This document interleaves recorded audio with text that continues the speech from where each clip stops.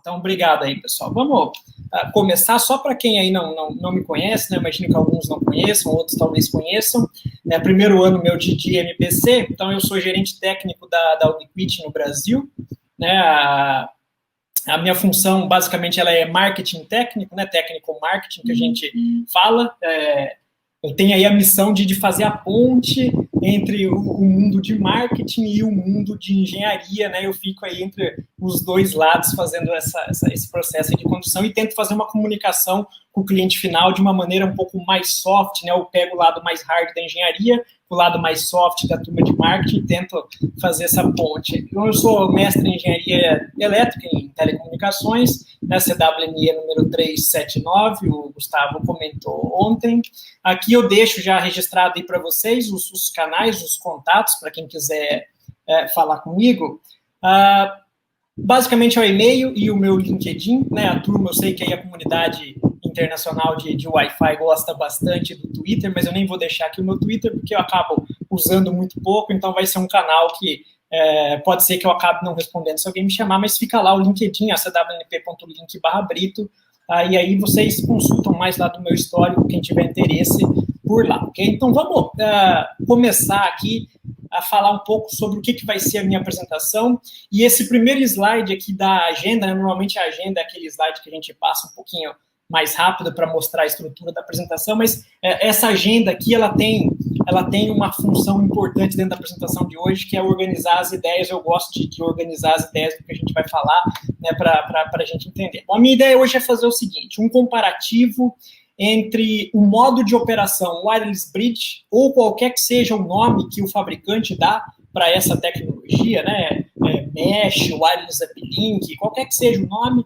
mas basicamente é uma bridge wireless, né, com a tecnologia wireless broadband, que normalmente a gente chama nesse mercado de outdoor para links ponto a ponto e ponto multiponto. E por que fazer esse comparativo? Pelo seguinte, no dia a dia eu trabalho com dois mercados, basicamente. Eu tenho dois mercados aí na minha mão que a gente acaba lidando, que é o mercado de telecomunicações, principalmente de provedores a rádio, e o mercado de TI, né, WLAN tradicional.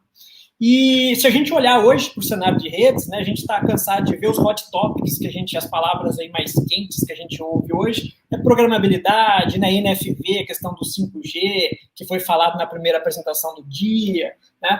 Se a gente olhar, eu me lembro que lá em 2008, mais ou menos, o hot topic da época era convergência tecnológica, né? Então a gente falava muito de IMS, IP Multimedia Subsystem, e de como o IP iria virar o core de todas as tecnologias e iria unir TI com telecomunicações. Isso aí é ponto vencido, isso já aconteceu, ninguém mais discute isso, tudo é IP hoje, né? Mas o que ainda não aconteceu, e uma coisa que eu ainda vejo bastante, é que existe um desacoplamento entre muitas vezes o profissional mais focado, com um background maior em telecom, e o profissional de TI.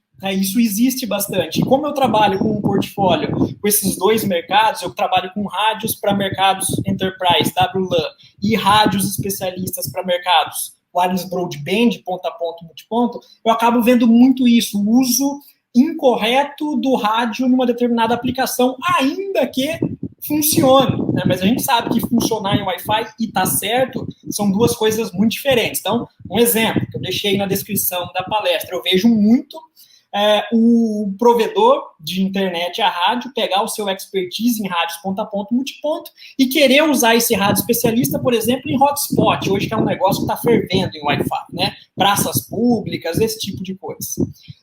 E eu também vejo muito o contrário. O profissional, o mercado de TI, que já é bastante especializado em WLAN e nas soluções de WLAN, ele quer pegar o access point convencional, Wi-Fi baseado em CSMA/CA, e usar esse access point para fazer os links de longa distância, ponto a ponto, ponto multiponto, porque ele suporta através do modo wireless bridge, ou qualquer que seja o nome que o fabricante dá para esse modo de operação, essa tecnologia, né? Bom, apesar de ser possível, a gente não deveria fazer, né? E aí eu organizei a apresentação dessa forma, e mais ou menos começando igual para as duas tecnologias. Eu vou falar muito rápido aqui de WLAN, porque o foco é falar do wireless broadband outdoor, que seria aquele conteúdo mais novo aqui para a comunidade do MBC, né? Ou mais novo não, mas eu diria talvez diferente em termos de volume de apresentações, né?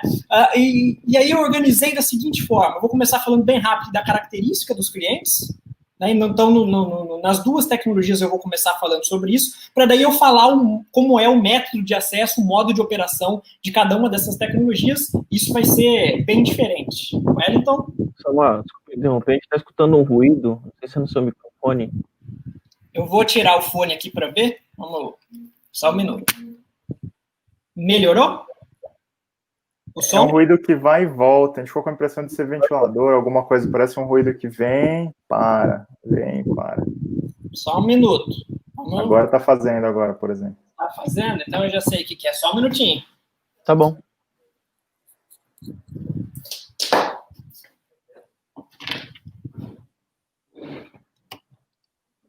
Agora parece que ficou bom.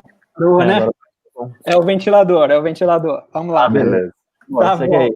Vamos lá. Boa, obrigado, desculpa. Então, vamos lá. E por que eu organizei dessa forma? Bom, então vamos pegar do começo aqui, né? Vamos começar aí da concepção da tecnologia. Eu gosto de organizar as coisas de como que elas foram projetadas, né? Bom, vamos pensar no Wi-Fi, né? Uma primeira informação importante é o Wi-Fi não é uma tecnologia especialista numa determinada aplicação X, qualquer que seja essa aplicação. Por exemplo, não existe Wi-Fi para warehouse, não existe Wi-Fi para escola, não existe Wi-Fi para residência. Opa, Samuel, como assim não existe? Não existe porque a tecnologia é a mesma em qualquer um desses cenários, em qualquer uma dessas aplicações. Então, a tecnologia é a mesma, o modo que ela foi projetada e estruturada é o mesmo. O que determina a forma que a gente vai trabalhar com o Wi-Fi no determinado projeto é a metodologia de design. Por exemplo, a gente viu a apresentação do Wellington ontem falando de como desenvolver a nossa metodologia de design para o warehouse. E aí eu pego uma carona aqui no conteúdo do CWDP, que é a certificação de design do CWNP, né? E o core, a essência do CWDP é o ciclo de vida do projeto Wi-Fi. E a gente tem lá os 4 Ds, né? O define, o design, o deploy e o diagnose. Então, que é o definir, o projetar, o implantar e o validar. E a fase que me interessa dentro desse ciclo é a definição, que é onde a gente vai entender os requisitos da minha aplicação para determinar, por exemplo, os equipamentos que eu tenho que usar com base nas características dos clientes, enfim.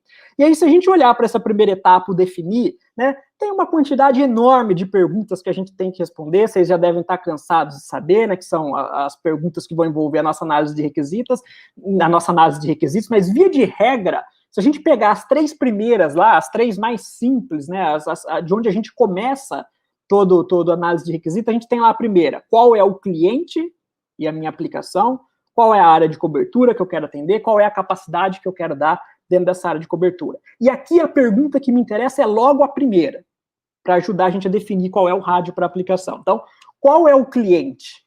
Qual é a aplicação que eu quero atender? E pegando carona nisso, é que eu acho importante a gente começar falando justamente disso, das características dos clientes, para a gente entender, então, por que uma tecnologia é ideal nisso e por que uma outra tecnologia é ideal naquilo. E daí eu vou seguir rapidinho aqui, fazer um one-on-one, aqui, uma revisão bem rápida de CSMA/CA, mas não vou focar nisso. E aí eu quero falar do TDMA, para vocês entenderem, quem ainda não conhece as diferenças entre essas duas tecnologias, né? O TDMA é uma tecnologia que a academia já discute há muitos anos dentro de comunicação sem fio, vai ser um método mais justo de dividir os slots de tempo de comunicação, e é muito usado em várias tecnologias de IoT hoje, justamente por essa questão da divisão do tempo, mas eu vou falar disso, né? E aí, à medida que eu tiver tempo ou não, provavelmente eu não vou ter tanto tempo quanto eu gostaria, mas eu falo de algumas diferenças depois das aplicações PTP e ponto multiponto, e os cases aqui no final eu vou passar bem rápido, se alguém quiser detalhe, a gente deixa por tempo de perguntas. Mas vamos lá, então vamos começar aqui.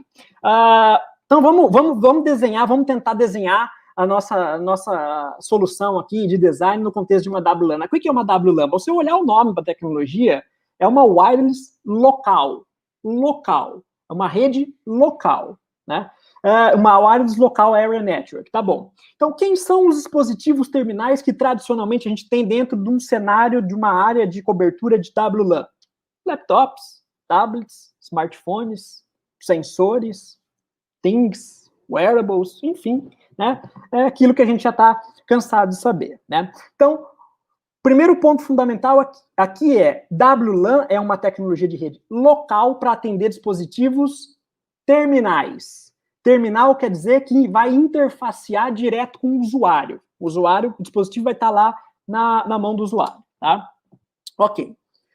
Quais características têm esses dispositivos? Bom, antenas omnidirecionais, obviamente, porque eu quero que o sinal se propague em qualquer situação e posição que o meu usuário esteja, e são antenas de baixo ganho, porque eu tenho a dificuldade de montar a antena ali dentro daquele dispositivo, né?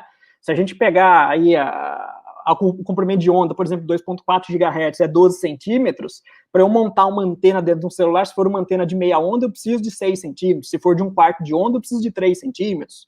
Mesma coisa em 5 GHz, a onda tem 6 centímetros, então, uma antena de meia onda, 3 centímetros, um quarto de onda, 1,5 centímetros, né? A gente tem essa dificuldade de arranjo dentro da placa do dispositivo móvel. Essa é uma primeira característica, são antenas de baixo ganho. Outra característica, os dispositivos terminais não são equipamentos especializados em nada. Eles são dispositivos generalistas para uso nosso, né? E a maior preocupação que o fabricante do dispositivo móvel tem não é prover o melhor Wi-Fi possível. Ele tem várias preocupações, o Wi-Fi é só uma delas. A maior das preocupações normalmente é bateria, né? E esses dispositivos são dispositivos normalmente de baixa potência, 25 a 50 miliwatt, né? 15 dBm. É claro que isso varia muito de dispositivo, vai ter dispositivo de maior potência, eventualmente de menor potência, mas a gente tem esse problema da questão da potência. E a questão da potência, ela cria lá a tal da assimetria de potência, que o Jerome já comentou na palestra dele, né, na apresentação dele, que por conta desse problema de assimetria de potência, a gente tem que tomar cuidado como é que a gente vai fazer a regulação disso, né? A gente tem uma boa prática, e entre aspas, tem que tomar cuidado com as boas práticas, de nivelar por baixo, né, pelo dispositivo de menor capacidade, mas aí o Jerome lembrou que tem várias outras variáveis envolvidas no processo, né? Uma delas é sensibilidade de recepção do dispositivo. Eu vou ter dispositivos diferentes com sensibilidades de recepção diferentes também, né? Então, isso é uma preocupação importante. E aí, aumentar a potência do access point, a gente sabe que normalmente vai ser a causa aí de muitos problemas, né? A assimetria de potência é uma delas que vai desencadear todas as outras, principalmente a questão do roaming, principalmente um roaming com aquele cliente de entrada que tem um chipset mais simplista, que, por exemplo, baseia a sua decisão de troca de access point com base simplesmente no sinal recebido de um AP até uma métrica tal. Eu estou recebendo sinal de 2 APs, o do AP que eu entrei originalmente, que eu me associei originalmente, está mais fraco do que o segundo AP, mas eu ainda considero que está bom, legal, eu vou ficar nesse AP. Esse é o stick client, né? Esse é um dos grandes problemas de roaming que a gente tem. Acontece demais em dispositivo de entrada e por isso que a potência alta acaba sendo prejudicial nesse sentido. Então, essas são as características do dispositivo cliente. Tá bom. Agora, falando um pouco do conceito, né, de como funciona o método de acesso nessa rede WLAN, e é importante eu falar isso, apesar de parecer uma revisão inicial, mas para depois a gente entender o porquê que isso não vai ser adequado em TDMA, né? Bom, a gente está cansado de saber que o método de acesso ao meio dentro lá do Wi-Fi é o CSMA-CA, né, baseado ali, então, no padrão 802.11, em que os dispositivos wireless, eles são totalmente educados, né? Eu tenho um método lá, listen before tal, que eu vou ouvir antes de falar, não vou sair falando, eu não sou mal educado, né? Então, o dispositivo, se eu já tiver alguém transmitindo num determinado canal, eu vou sentir, escutar esse meio para saber se eu posso transmitir ou não a minha informação. Tá, essa é a parte mais básica aí do mecanismo de funcionamento. Mas o importante para a gente é isso aqui, ó. O mecanismo que o CSMA-CA emprega para determinar quando o dispositivo pode transmitir ou não, ele tem escuta em camada física e em camada MAC, é o que a gente chama de CCA, que é o Clear Channel Access, né? E basicamente existem duas métricas mais importantes envolvidas nesse processo. Existe o que a gente chama de Preamble Detectation, né? A detecção do preâmbulo, e a detecção da energia, ou detecção do sinal. Isso daqui vai ser importante para a gente. O que são essas duas métricas? Bom, aqui a gente tem que corrigir um mito, uma informação errada que eu ouço demais, muitas vezes, das pessoas técnicas, e a gente fala muito isso, e eu também falo isso, né, porque às vezes a gente quer simplificar as coisas. Então, a gente fala muito o seguinte: por que é boa prática? Por que eu tenho que desligar as taxas mais baixas dentro do Wi-Fi? Por exemplo, eu vou tirar lá no FDM 6 megabits por segundo, vou trabalhar em 18. Aí muitas vezes a gente quer ser simplista, a gente fala assim, para diminuir o tamanho da célula, né? Tá errado. Como tá errado? Tá errado. Tá errado pelo seguinte, eu não diminuo o tamanho da célula quando eu desligo as taxas mais baixas. E normalmente quando eu falo isso, tem uma turma que fica até brava comigo, né, e vem discutir, fala, não, pera lá, se eu diminuo sim. E na verdade eu não diminuo. Por que eu não diminuo? Uma coisa é a minha célula lógica, é o tamanho dela em termos de associação para o meu cliente na camada MAC. A outra coisa é a minha célula física, aquilo que realmente existe em termos de sinal de radiofrequência. E aí aqui tem um detalhe importante no projeto de Wi-Fi que a gente não pode esquecer. Lembra do que eu falei no começo? O Wi-Fi não é uma tecnologia especialista, ele é uma tecnologia generalista para atender a maior gama de cenários possíveis. Então ele é feito para ser robusto. O Wi-Fi que eu uso na minha casa é o mesmo que a gente coloca no galpão ou na empresa. Claro, a solução em si, os equipamentos mudam, mas a tecnologia é a mesma. Então, o que eu quero dizer com isso? O Wi-Fi não é desenhado para te entregar máximo desempenho e menos ainda numa aplicação específica. Ele é desenhado para ser robusto, funcionar. E vamos ser sinceros, o Wi-Fi é um sucesso absoluto do ponto de vista de desenho e concepção de tecnologia. Por quê? Todo dia eu fico impressionado de ver em que cenários totalmente desenhados, errados, o Wi-Fi funciona. Claro, não está legal, o roaming não está como a gente queria, mas a tecnologia está funcionando do ponto de vista de estabelecimento de link. E isso é fantástico do ponto de vista de concepção de tecnologia. Então, o Wi-Fi, ele é muito tolerante a erro. Mas por que ele é tolerante a erro? Porque ele é desenhado para ser interoperável com os padrões anteriores e não para entregar máximo desempenho. Por que essa informação é importante? Quando você desliga as taxas mais baixas, é verdade que o access point ali na célula não vai aceitar a associação de clientes, né, naquelas taxas mais baixas, nas modulações mais baixas. Mas por que a gente faz isso na prática? A gente não faz isso para diminuir o tamanho da célula, a gente faz isso por dois motivos. Primeiro motivo que a gente faz isso, para otimizar o uso do airtime, tempo aéreo. Porque eu mantendo as conexões com as taxas mais altas, eu vou ocupar menos tempo aéreo na comunicação, o meu desempenho vai ser melhor, principalmente em relação ao overhead, quadros de gerência, por exemplo. A gente não vai querer nossos quadros de gerência no FDM trafegando a 6 megabits por segundo, se eu posso ter isso a 18 megabits por segundo e otimizar o airtime. E a segunda razão para a gente fazer isso é otimizar o roaming, né? A decisão final do roaming é do cliente, então eu vou otimizar fazendo com que o AP educadamente despache o cliente antes para a célula seguinte, né? E por que eu estou falando isso? Porque o fato de eu fazer o roaming acontecer antes me dá a impressão de que eu diminui a célula, e é por isso que a gente fala isso, diminui a célula, mas isso é o que acontece em camada MAC. Em camada física, a propagação da radiofrequência continua acontecendo com base no preâmbulo, nas taxas mais baixas que os primeiros padrões legados de Wi-Fi suportavam. Nos campos de treinamento que a gente tem no preâmbulo, para os dispositivos legados conseguirem enxergar e organizar e serem educados a usar essa célula, eles têm que receber um sinal modulado com uma tecnologia que eles entendem. Então, não existe, do ponto de vista de projeto de Wi-Fi, a opção de eu desligar em software essa taxa mais baixa, porque isso é uma premissa da tecnologia, né, do ponto de vista de radiofrequência. Eu preciso fazer com que o meu cliente escute o meio antes de transmitir.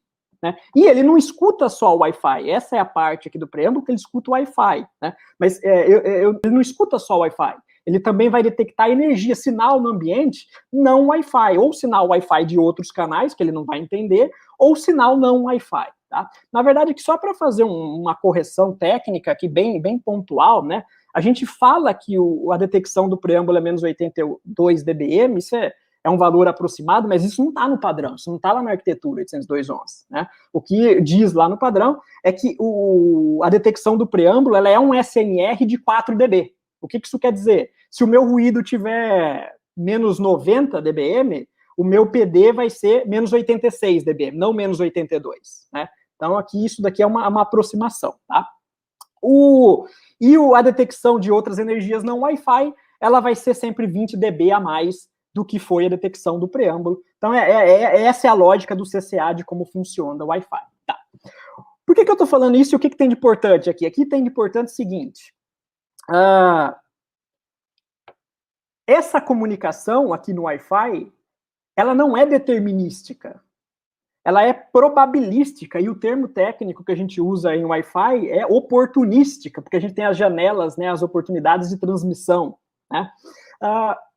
E os dispositivos competem por esse acesso, e dentro do CSMA-CA, a gente percebe que isso não é controlado por uma entidade central, por exemplo, o AP controla a gerência da célula, mas não a detecção da comunicação, o método de acesso ao meio dentro do Wi-Fi. Né? A gente percebe isso no nome da função que gerencia esse método de acesso à comunicação no Wi-Fi, que é DCF, que é o Distributed Coordination Function. Então, função distribuída.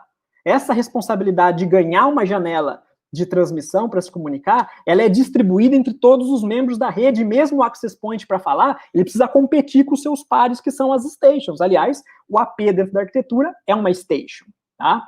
E a mesma regra vale para o EDCA, que é o DCF melhorado com suporte 802.11e, que é o QoS, e eu vou falar um pouco mais de QoS lá para frente, tá? Então, revisão relâmpago aqui, né, no contexto de como funciona a WLAN. Então, eu tenho competição, eu não tenho um método de acesso que seja determinístico aqui na minha rede. Tá bom, legal. Agora vamos olhar a questão dos enlaces de longa distância outdoor, o ponto a ponto, ponto multiponto, quais são aí as características do meu cliente e o que eu tenho de diferente nesse cenário em relação ao que eu falei até agora de WLAN e que a gente já tá careca de saber, né? Bom, primeiro, o cliente não é mais um dispositivo terminal. Na cara, assim, primeiro ponto, assim, bem diferencial taxativo. O cliente agora, ele é o quê? Então, se eu pegar aqui no link no ponto multiponto, ó, tem a minha estação base, o meu cliente, que a gente chama de CPE, ele é um site. Ele carrega um conjunto de dispositivos terminais de clientes atrás desse site. Então, a responsabilidade do elemento para o qual eu estou dando acesso mudou totalmente. Uma coisa é eu ter um problema e não conseguir entregar a conexão para um dispositivo terminal. Outra coisa é eu não conseguir entregar a conexão para um site inteiro. Então, a proporção do problema vai para um outro nível, né? Mudou totalmente. Então, esse é um princípio fundamental que vai me explicar o porquê que o Wi-Fi não é a tecnologia ideal para essa aplicação. E também é fácil a gente enxergar isso pelo nome, porque essas tecnologias de outdoor de longa distância, elas, conceitualmente, elas nem são WLAN, elas são WMAN. E existiu um esforço, né, de padronização de uma tecnologia WMAN, que foi o WiMAX, que já foi comentado também na primeira apresentação do 5G, como um concorrente do LTE. Aliás, o WiMAX, ele existe lá o WiMAX Fórum, mas ele virou uma tecnologia pontual em alguns cenários específicos, né, algumas aplicações bem específicas, mas o corpo de membros do fórum mudou muito nos últimos anos, e essa tecnologia, basicamente, ela tinha a opção de entregar wireless broadband, que é a banda larga fixa, né, o ponto a ponto, multiponto, que eu vou estar falando aqui, e o móvel. O móvel perdeu para LTE vingou, o WiMAX não, e no wireless broadband, na conexão ponto a ponto, ponto multiponto fixa, ele acabou perdendo para as tecnologias proprietárias que tomaram o mercado, né? Bom, e aí tem várias discussões do porquê isso aconteceu, e a minha intenção aqui não é tentar dar uma resposta precisa para vocês disso, por que a tecnologia não vingou. Mas a minha percepção, nesse cenário de ponto a ponto, ponto multiponto, que fez com que tecnologias proprietárias vingassem, e eu vou explicar também mais do porquê disso, dessas tecnologias proprietárias, e o WiMAX não, talvez tenha sido a velocidade de inovação, a burocracia necessária para a padronização. Por quê? Como agora a gente trabalha com o conceito de rádios especialistas nessa aplicação, eu tenho um cenário providencial para que os fabricantes possam inovar mais rapidamente. Por quê? Eu não tenho muito controle numa WLAN sobre os meus dispositivos terminais. O máximo que eu posso fazer num ambiente corporativo é homologar aqueles dispositivos que eu vou usar, mas quando eu troco um parque de APs de uma solução WLAN, eu não troco junto todo o parque de endpoints. Aliás, a gente estava comentando esses dias no grupo lá do WhatsApp, né? A gente está cansado de falar que o endpoint é o maior problema que a gente tem do ponto de vista de gargalo de desempenho na rede Wi-Fi. Sempre é o endpoint. A gente chega lá com a solução, né, access point com a tecnologia mais moderna, mas o endpoint vai ser o gargalo. né? Quando a gente vai para esses links ponto a ponto e ponto multiponto, a gente tem uma situação providencial que estabelecer um link ponto a ponto ou um link ponto multiponto implica em trocar toda a infraestrutura necessária, tanto a estação base como o cliente, para fazer essas tecnologias vingarem. E aí fica muito providencial para o fabricante vender o par do ponto a ponto, ou o conjunto dos rádios, né, a base station e a CPS para o ponto multiponto. Então é fácil fazer uma transição de tecnologia no ponto a ponto, ponto multiponto, simplesmente substituindo essa infraestrutura, como se em WLAN eu fosse só substituir APs. Né? Então, na minha percepção, essa foi uma das justificativas para que as tecnologias proprietárias vingassem, e aí eu vou reforçar o porquê que eu acho isso no próximo slide, onde eu vou pontuar para vocês várias características totalmente diferentes que a gente tem em tecnologias proprietárias que são decorrentes da possibilidade de inovação. Eu posso, numa tecnologia especialista, proprietária, usar uma modulação nova, totalmente diferente, por exemplo. Eu não posso fazer isso no Wi-Fi. Eu não posso colocar uma tecnologia Wi-Fi com uma modulação totalmente diferente, que a Wi-Fi Alliance não vai certificar, porque depois os clientes que são aderentes àquele padrão não vão conversar. Né? Então, isso, na minha visão, foi uma das razões disso ter acontecido. Tá? E a gente sabe, né, esse processo moroso da padronização é só a gente olhar para o Wi-Fi 6, por exemplo. O Wi-Fi 6 é certificado pelo Wi-Fi Alliance desde outubro de 2019. Mas não foi ratificado pelo 3E ainda, vai ser em novembro, previsão agora que eu vi no grupo de trabalho, que é novembro de 2020, então vai sair agora. Né? Então, a padronização é um processo oneroso, detalhista, envolve burocracia, isso é natural. Tá? Falando um pouco aqui de clientes, e essas características vão ser importantes para eu fazer a ponte aqui do porquê que o CSMA-CA ele não vai funcionar muito bem num contexto de ponto a ponto, ponto multiponto. Bom, deixa eu só rapidinho voltar aqui. Ó. Um dos problemas que a gente tem muito no Wi-Fi tradicional WLAN é o nó escondido. Né? Então, o que é o nó escondido? Eu tenho muita diferença de características de rádio e de antena dos meus dispositivos e ambiental. Então, acontece muito de um dispositivo numa periferia da célula ou numa posição menos privilegiada não enxergar o outro. E aí, o maior problema que a gente tem do ponto de vista de interferência em Wi-Fi é quando um dispositivo recebe duas transmissões ao mesmo tempo. Isso gera uma colisão. Né? Então, se eu tenho aqui, por exemplo, dois dispositivos nessa célula que eles não se enxergam, por exemplo, que tem uma parede atenuando o sinal entre eles, e eles têm um sinal de baixa potência, mas provavelmente eles vão enxergar o AP, porque o AP é o elemento central da célula, que está numa posição privilegiada, justamente para ser o coordenador aí dessa célula, né, eu vou ter um monte de colisão aqui, eu vou ter um problema. Como que a gente resolve isso? Com os mecanismos do RTS, o Request to Send, e o CTS, o Clear to Send, que tem várias aplicações em rede Wi-Fi, né? Uma delas é proteger a rede das tecnologias legadas. Então, o dispositivo, antes de transmitir informação para evitar uma colisão, ele manda um quadro de controle, que é o RTS, falando, AP, eu quero falar, posso falar? Esse é um quadro muito pequeno. Então, se eventualmente eu perder esse quadro, é menos pior do que eu perder o quadro com a comunicação, já de primeira vez, né? O AP, ele, quando entender que o dispositivo pode falar, vai mandar um clear to send para toda a rede, como ele tem uma posição privilegiada, esse clear to send vai chegar para todos os dispositivos clientes, inclusive para aquele que era o nó escondido do transmissor intencional, né? E aí ele vai dar essa janela de transmissão para o cliente e falar, ó, você está liberado para falar durante X microsegundos, o tempo é seu, seja feliz, toca a comunicação. Né? Legal, isso funciona bem, entre aspas, né, lá na WLAN. Né? E alguns outros mecanismos também que disparam o Request to Send e o Clear to Send são, por exemplo, dentro do algoritmo do dispositivo cliente, quando ele começa a detectar um aumento do erro, né, nas taxas de transmissão, está aumentando a porcentagem de erro nas taxas de transmissão, ele pode acionar esse mecanismo, por exemplo, depois de tentar diminuir o índice de modulação, foi lá o que o Jeremy falou a palestra dele, né? Então ele pode também, depois de um tempo, baixei a modulação, continuo com erro de transmissão, opa, pode ser um provável nó escondido na minha rede, então eu acho que eu vou pedir autorização para que o Access Point limpe o meio. E uma outra opção também seria o próprio, na solução, né, de Wi-Fi WLAN, no Access Point eu posso estabelecer um threshold lá, um limiar para o tamanho do quadro, falando, ó, quadros muito grandes para evitar um problema de retransmissão, a partir de X no tamanho do quadro, X bytes, eu quero que ele mande um request to send, enfim, tem vários meios de fazer isso. Tá bom.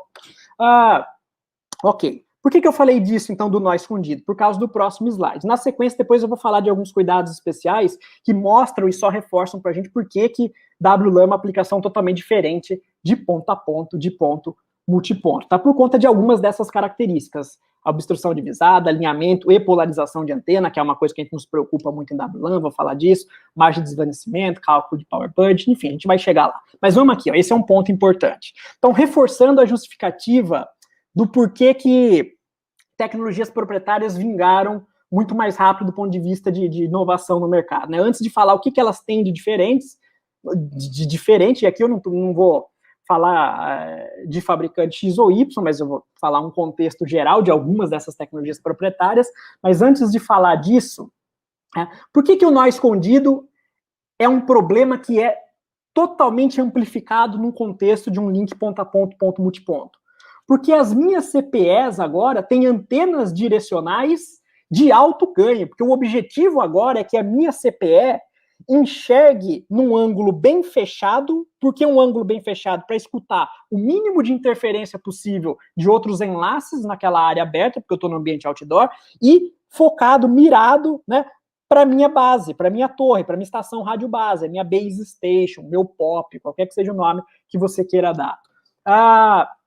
E aí, o que acontece? Esses clientes, num ponto multiponto, por exemplo, ligando várias unidades de uma empresa ou num provedor de internet a rádio que vai conectar vários clientes finais, eles vão estar bem afastados entre si, 200 metros, 1 quilômetro, qualquer que seja esse afastamento, muito maior do que o afastamento que a gente tem num contexto WLAN, é óbvio, é outra aplicação, não é WLAN, é WMAN, é rede metropolitana, muito diferente, né? E mais, eles vão estar muito afastados da minha estação base, 1 quilômetro, 2 quilômetros, 3 quilômetros, 4 quilômetros, dependendo do link ponto a ponto, posso ter 30 quilômetros, 60 quilômetros, né? O maior link ponto a ponto do mundo hoje, se eu não me engano, tem quase 310 quilômetros, enfim.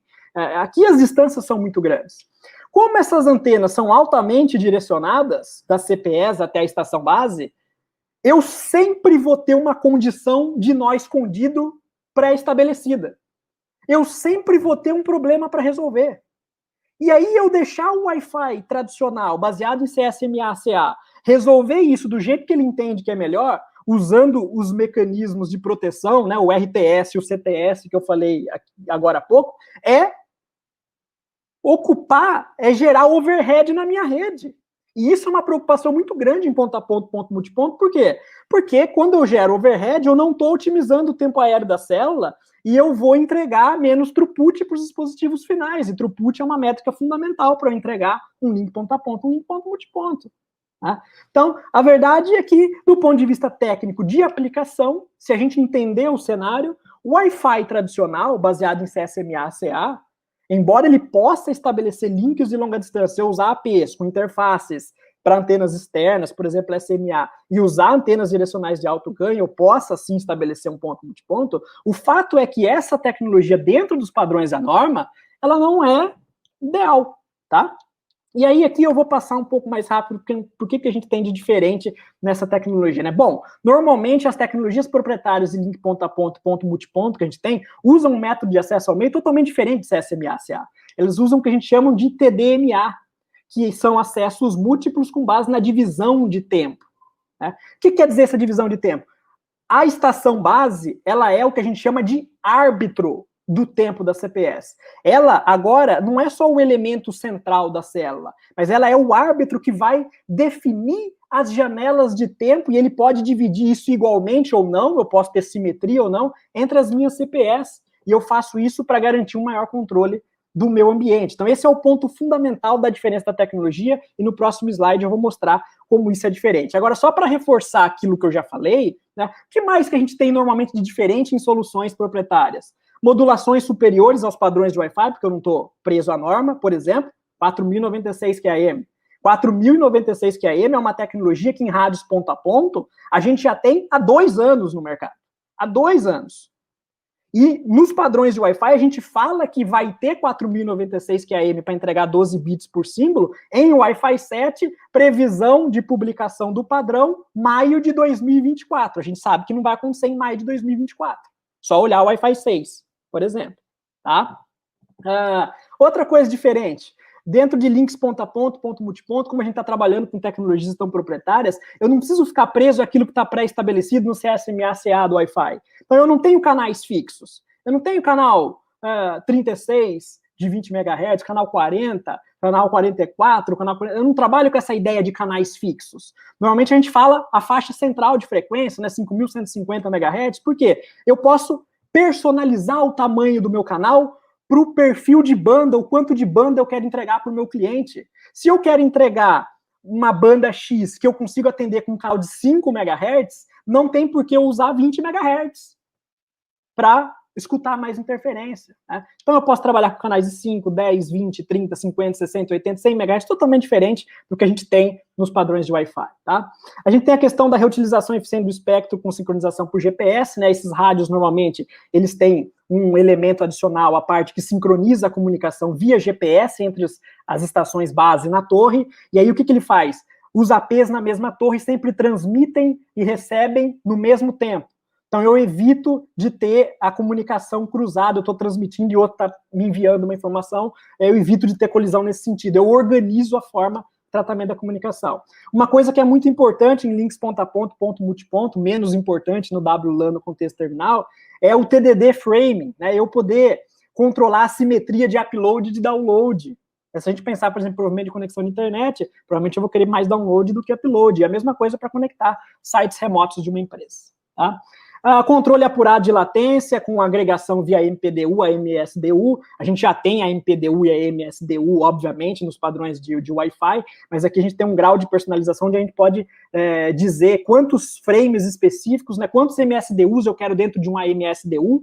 Então, eu vou colocar um único cabeçalho com múltiplos MSDUs lá dentro, isso é o AMSDU, para quem não lembra. Aí eu também posso controlar o tamanho do AMPDU, que é a possibilidade de eu colocar múltiplos frames completos, cada um com seu cabeçalho, posso controlar isso de 0 a 64, né, dentro de um outro cabeçalho maior, né, e aí, dependendo do meu ambiente, pode ser interessante eu separar com os cabeçalhos individuais ou não, dependendo da quantidade de ruído, retransmissão, enfim, tem muita informação que daria para a gente falar aqui. A gente vai ter processadores especialistas com técnicas de filtragem de ruído, e aí a gente não está falando de qualquer filtragem de ruído, a gente está falando, por exemplo, de filtragem de 30 dB, a gente sabe o quanto representa 30 dB na escala logarítmica, fora a questão da interface do usuário, né? Obviamente que se o equipamento ele é especialista na aplicação X, a interface dele vai ser otimizada para a aplicação X, né? Então, eu vou ter lá ferramentas de troubleshooting, por exemplo, como diagrama de constelação, que vão me mostrar o mapeamento dos pontos dentro dos quadrantes da modulação dos QAM, e aí, se eu perceber que o rádio está se esforçando demais e ele está oscilando entre índices MCS diferentes, estou saindo de 64 QAM, indo para 256, voltando, indo, eu posso estabelecer um limiar de modulações e falar, ó, eu quero que você varie automaticamente dentro dessa faixa, porque eu não preciso de banda daquela faixa que você está oscilando. Então, eu consigo ser um pouco mais determinístico em relação àquilo que no DRS do WLAN, né, no Dynamic Rate Shifting,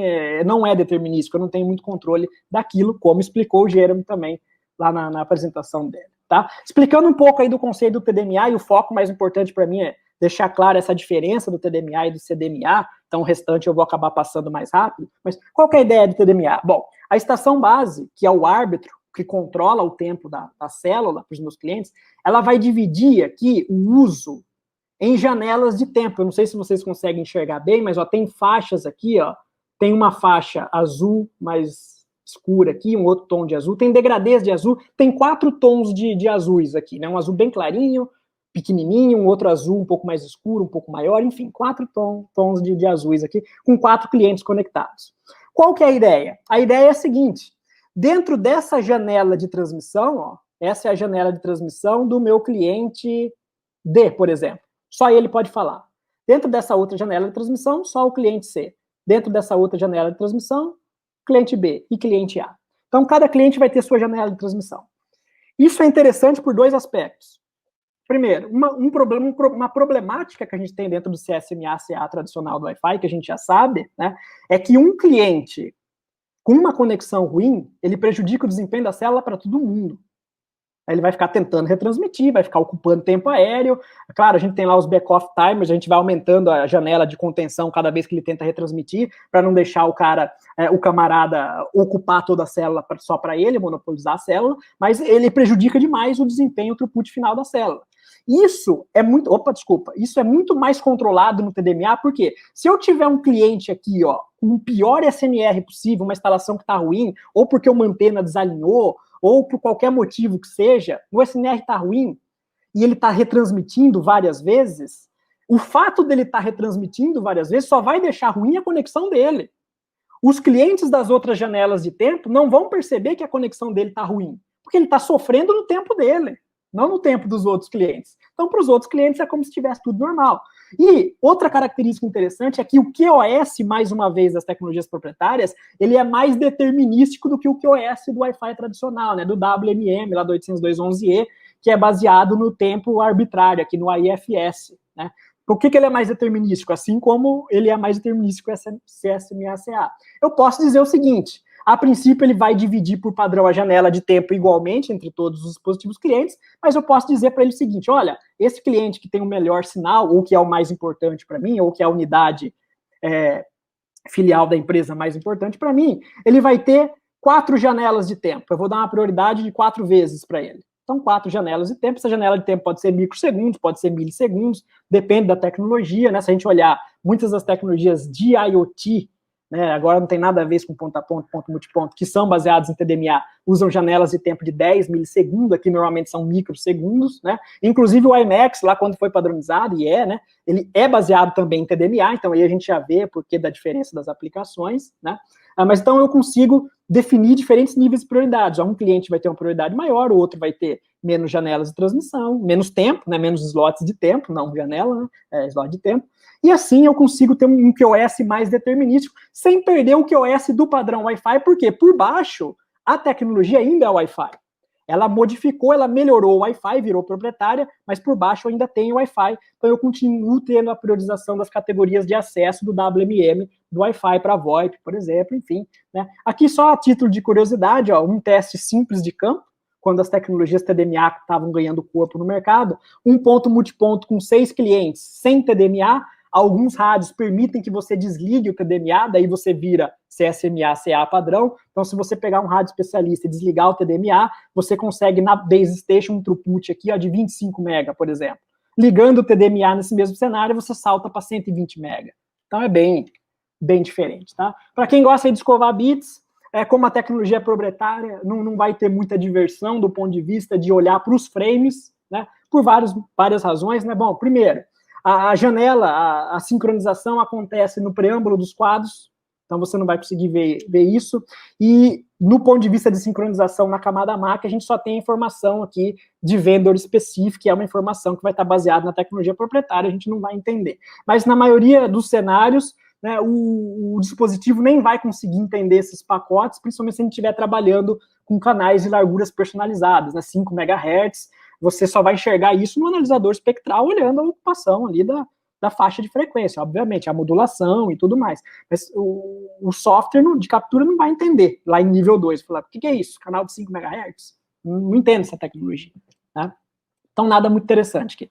Essa parte final eu vou passar um pouco mais rápido, que é mais para complementar, e aí depois eu posso deixar a apresentação para quem tiver interesse, mas eu acho que a ideia que era explicar a diferença do CSMA-CA por TDMA deu mais ou menos para contornar, mas só para mostrar, então, mais algumas diferenças que a gente tem no enlace ponto a ponto, ponto multiponto, e aqui são características comuns para qualquer cenário, né, com o rádio especialista ou eventualmente não, mas no ponto a ponto a gente tem antenas altamente direcionais, né, a gente está falando de parabólicas, se a gente olhar lá o diagrama de radiação, né, azimuth, a elevação, está falando aí de 9 graus, por exemplo, porque justamente para eu fugir da interferência, para eu conseguir um alcance mais longo, né? E aí as preocupações ficam diferentes das preocupações do Wi-Fi. Por exemplo, uma preocupação é a perda de alinhamento da antena. Então, como essa antena é muito focada, se eu perder o alinhamento, meu link pode cair, né? Essa preocupação não existe no Wi-Fi. Margem de desvanecimento e obstrução de Fresnel e regulação, eu já falo aqui na sequência. No ponto a ponto, multiponto, por outro lado, a gente trabalha com o mesmo princípio da telefonia celular. Telefonia celular tem células, né? A gente olha lá para o topo da torre, a gente vai ter painéis setoriais. Por que painéis setoriais? Para eu respeitar a capacidade do AP. Por que eu não tenho uma única antena omnidirecional na herb da telefonia celular? Para eu não pendurar todos os clientes naquele diâmetro, naquele de 500 metros ou de 5 quilômetros, num único rádio, numa única antena omni.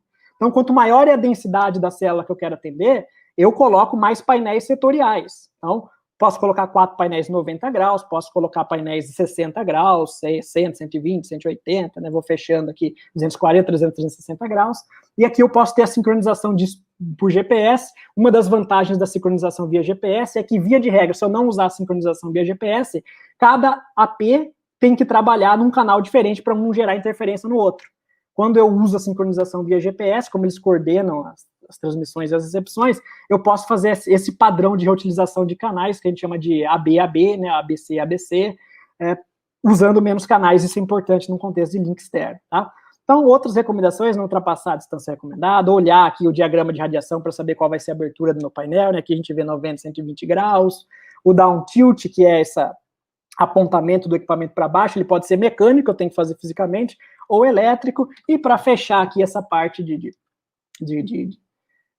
da apresentação, né, e aí os cases eu deixo para depois, se a gente quiser discutir um pouco de tempo que resta, né, a gente tem que tomar cuidado agora com visada, que a gente não se preocupa no Wi-Fi, né, se eu não tiver visada, eu vou ter multipath, eu vou ter múltiplos sinais chegando dos dois pontos, isso vai prejudicar demais o desempenho do meu link, então eu preciso ter esse Fresnel aqui liberado, coisa que eu não preciso ter essa preocupação mais em WLAN. Aliás, o Wi-Fi 4 foi uma revolução do ponto de vista de WLAN, porque a gente começou a passar a trabalhar com MIMO, múltiplas antenas, então a gente usa o multipath a nosso favor agora, num ambiente indoor. No ambiente outdoor eu tenho que ter essa visada limpa, e essa visada aqui que a gente chama de zona de Fresnel, né, o correto aí seria falar Fresnel, a gente acaba falando Fresnel.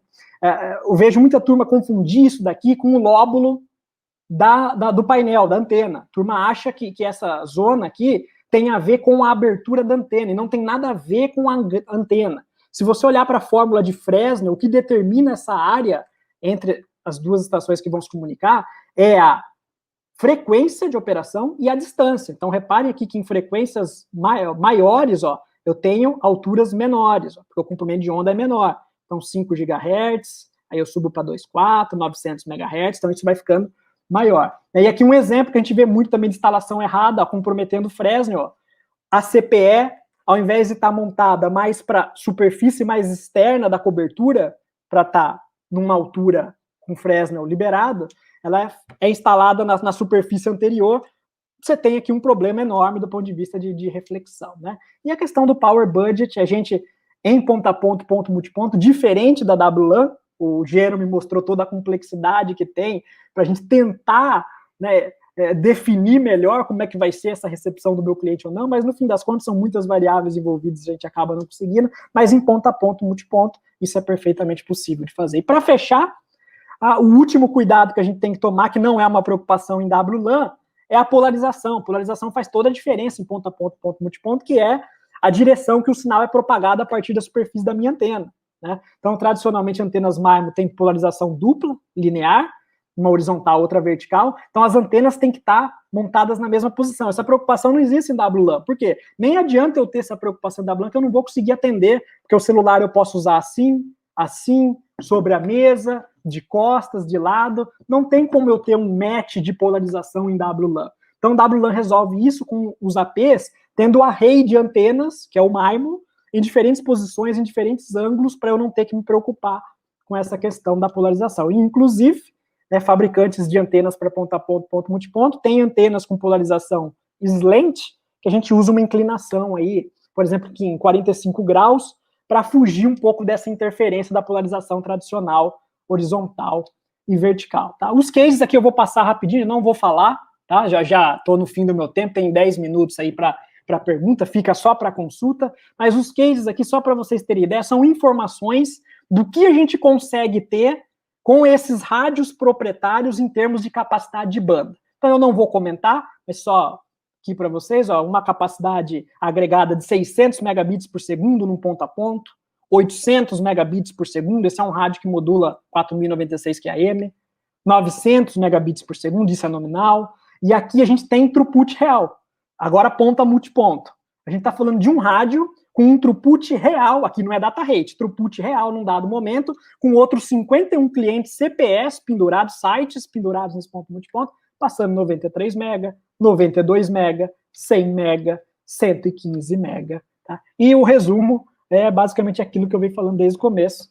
WLAN a gente resolve com os APs Wi-Fi, ponto a ponto, ponto multiponto. Eu posso usar APs Wi-Fi no Wireless Bridge, mas existem rádios, equipamentos proprietários que são especialistas nessa função. Beleza, Samuel. Pode seguir aí com as perguntas? O pessoal tem algumas dúvidas aqui. Vamos lá. Tá. Foi corrida, hein? Não, bem corrido. Bastante informação aí pra gente processar. Bastante. Bom, vamos lá. Tem uma pergunta aqui do Diego, né? Ele agradece a sua apresentação, né? E pergunta se você tem pego casos de ponto multiponto ou de mesh, né? E se você tem tido a necessidade, por exemplo, de fazer o backhaul em 5 GB ou em 2.4, por exemplo.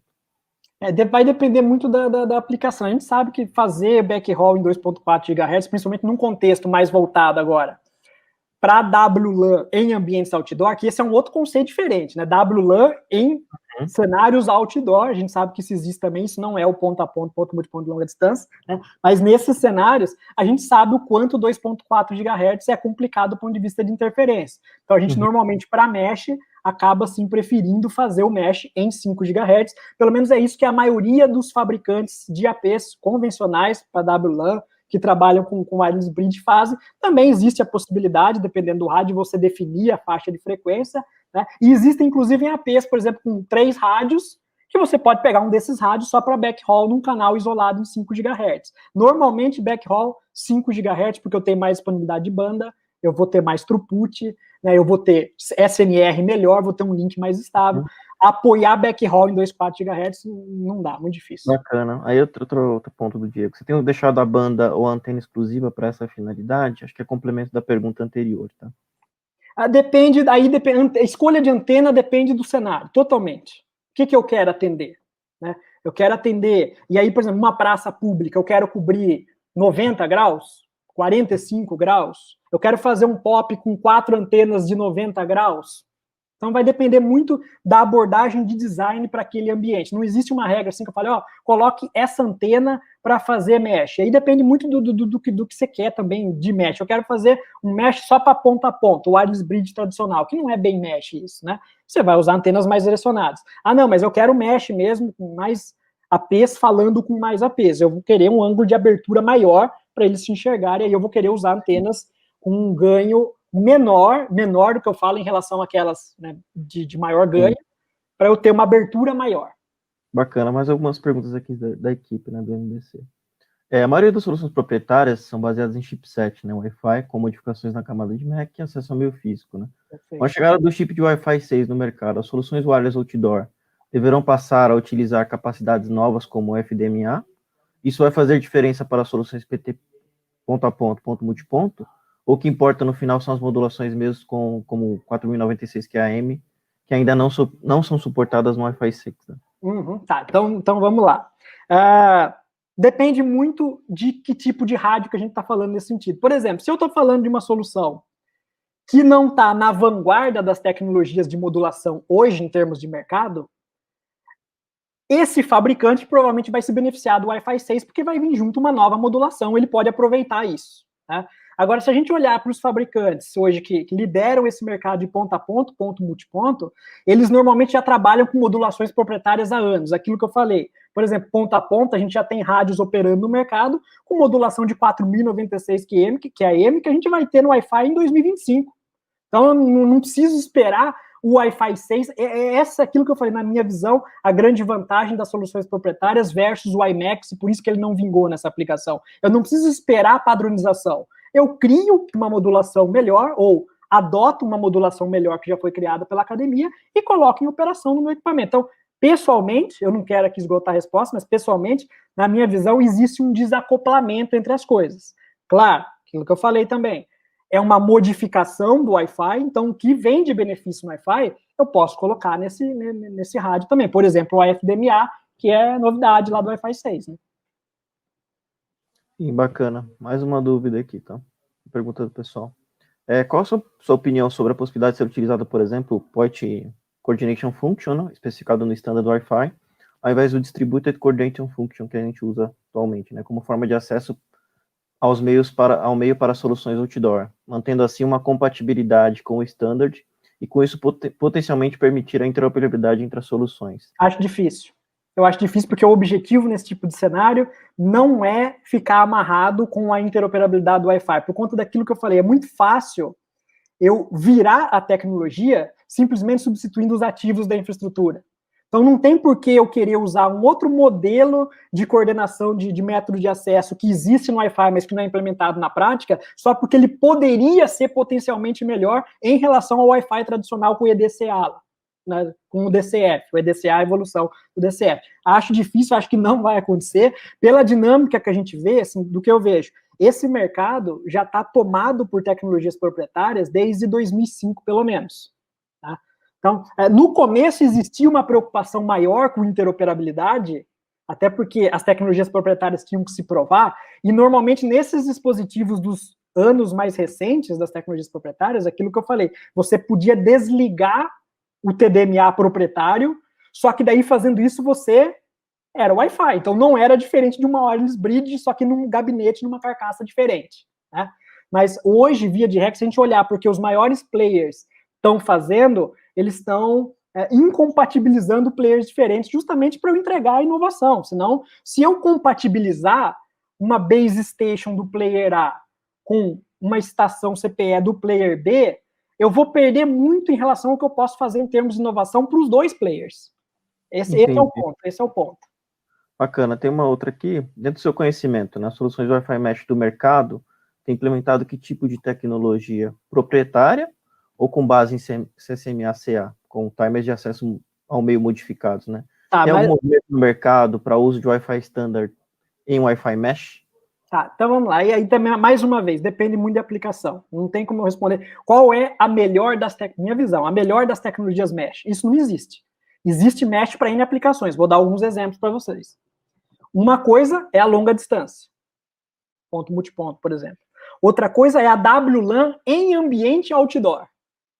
E aí, nesse ambiente, já respondendo, nesse ambiente, o Wi-Fi vai continuar tomando conta, obviamente, porque aí eu preciso da interoperabilidade. Porque um Wi-Fi mesh dentro de um ambiente, num ambiente outdoor, por exemplo, numa praça, o cliente final é o terminal, é o celular. Então tem que ser Wi-Fi, eu tenho que estar aderente aos padrões, eu tenho que ter interoperabilidade. Né? Agora, tem várias outras aplicações de mesh. Por exemplo, IoT, internet das coisas. Né? Eu comentei, por exemplo, que dentro das tecnologias de IoT, algumas no mercado, várias, na verdade, usam TDMA, porque elas entendem que o TDMA, para uma aplicação crítica de sensores que não podem falhar, não dá para eu trabalhar com um método que seja oportunístico. Se funcionar, o sensor fala. Se não funcionar, legal.